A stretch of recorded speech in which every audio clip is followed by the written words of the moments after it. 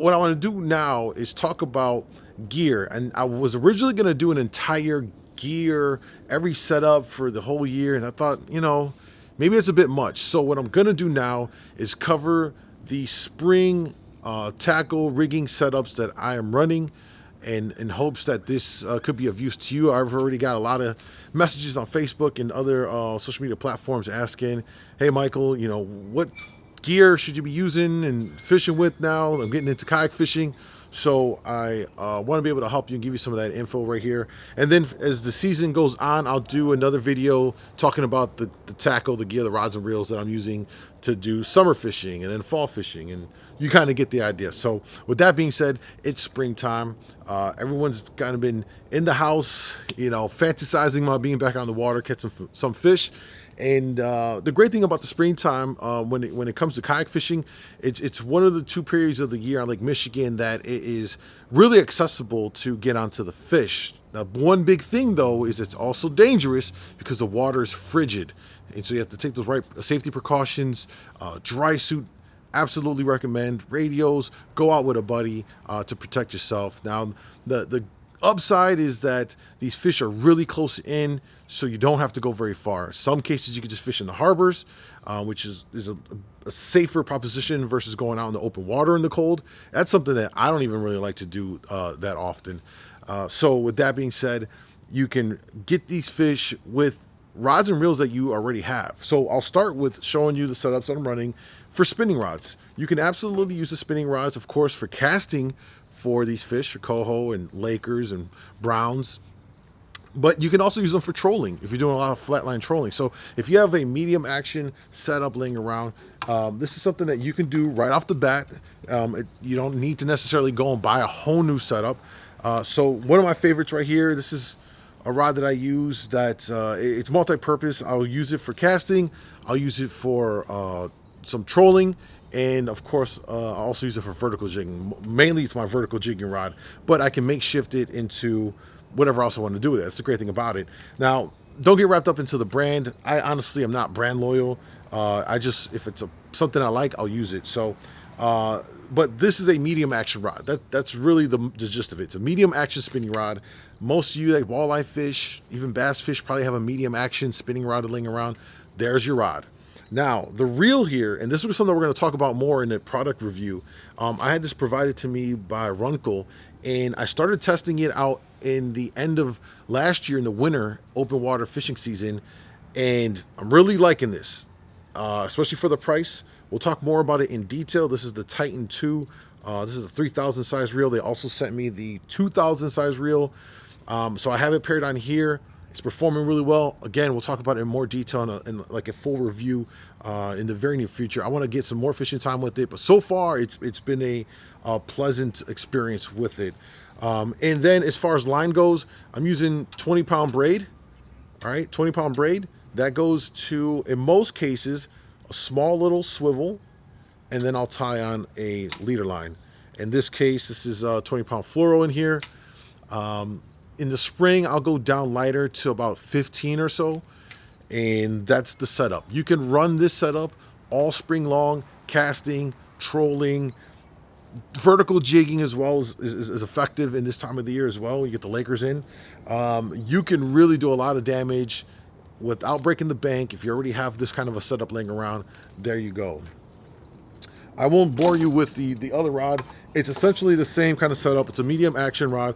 I like longer rods, 7 foot, 7'6" in these style of rods for the leverage. Same thing, medium action here. Same braid. This is the other Runkle reel that they sent me, the 2,000 size, and I really like the profile of it.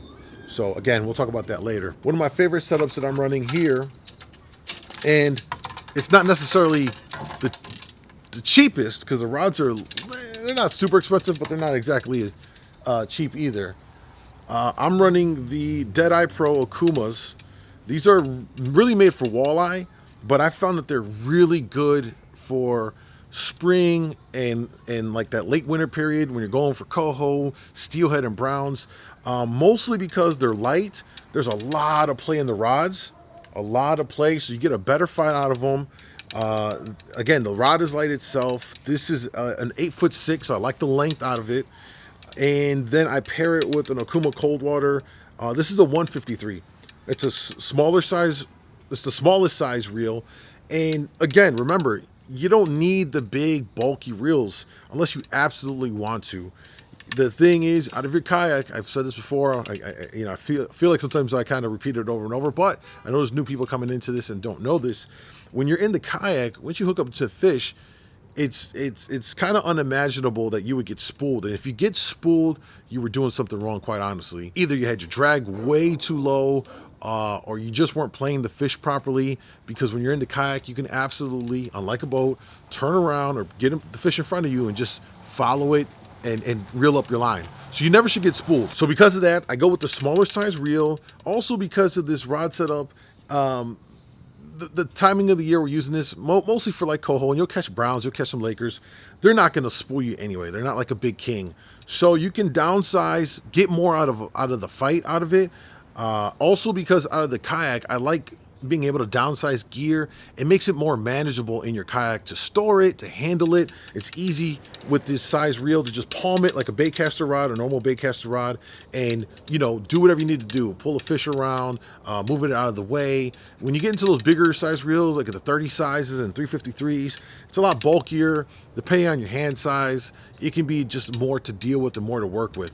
So this is primarily what I'm going to be running, and you'll see this in some of the videos in these early spring periods, just because the rod plays really well. You get a lot more action fight out of it. I'll try to show you the tip here. Oops. I mean, it's very flexible. So when they hit, and you're catching smaller coho. I mean, these coho in this time of year tend to be very cookie cutter.